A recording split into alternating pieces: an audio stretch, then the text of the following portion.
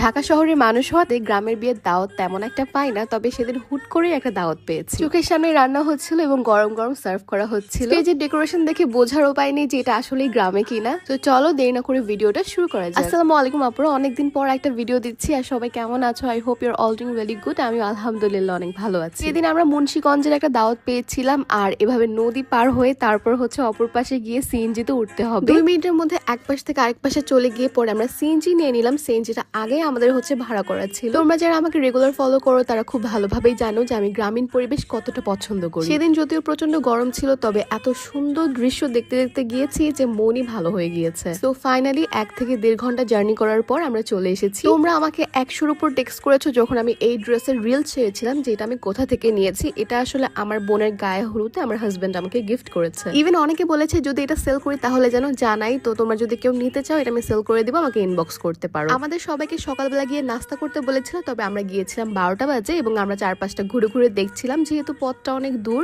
আমাদের বাসা থেকে, তাই আমরা আগে আগে গিয়েছি যাতে আশেপাশে একটু ঘুরে ঘুরে দেখতে পারি। এরকম গাছে ধরা বেগুন তো এর আগেও দেখেছি, তবে এত ছোট বেগুন আমি কখনোই দেখিনি। দেখো তোমরা দেখেছো কিনা। তারপর নদীর ধারে আসলাম, আর এখানে অনেক মাছ ধরছিল মানুষ বসে। যদিও ক্লিপটা আমার ডিলিট হয়ে গেছে, বাট দেখতে ভীষণ ভালো লাগছিল। তারপর বিয়ে বাড়িতে আসলাম, আর এখানে এসে দেখলাম তখনও রান্না বান্না চলছে। মনে হয় 1টা বা 1:30টা বাজে তখন। ঢাকা শহরের বাবুর্চি রান্না আর গ্রামের বাবুর্চি রান্নার স্বাদ কিন্তু খুবই আলাদা। তখন যদিও রান্না অলমোস্ট শেষ হয়ে গেছে, তবে কিছু রোস্ট ভাজা হচ্ছিল যেগুলো আমি দাঁড়িয়ে দেখছিলাম। আমাকে ভিডিও করতে দেখে বাবুর্চি বলছিল আমার অন্যান্য রান্নাগুলো একটু দেখান। তারপর আমি একে একে সবকিছু একটু একটু করে দেখানোর ট্রাই করেছি। এখানে কিন্তু রোস্টের উপর ঘি ঢালা হচ্ছে, অনেকগুলো ঘি দিলেও দেখলাম। আমার রান্না করা রোস্ট থেকে এই ভাজা রোস্টটা খুবই ভালো লাগে। আমি এটাই সবসময় নেই, যদি অপশনে 2টা থাকে। আমরা আসার পর দেখছিলাম স্টেজ সাজানো হচ্ছিল, বাট অলরেডি এটা হয়ে গেছে আর দেখতে ভীষণ সুন্দর লাগছিল।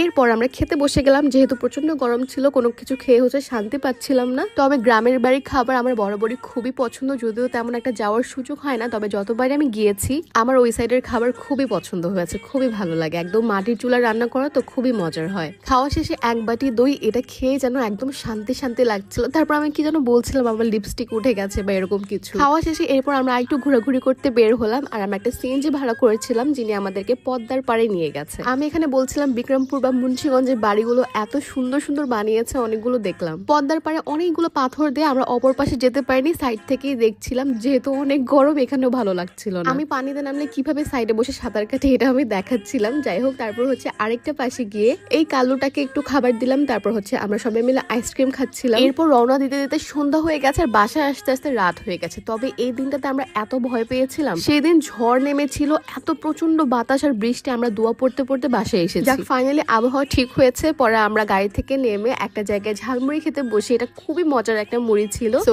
That is it for this video. সবাই অনেক বেশি ভালো থাকো আপুরা। আল্লাহ হাফেজ।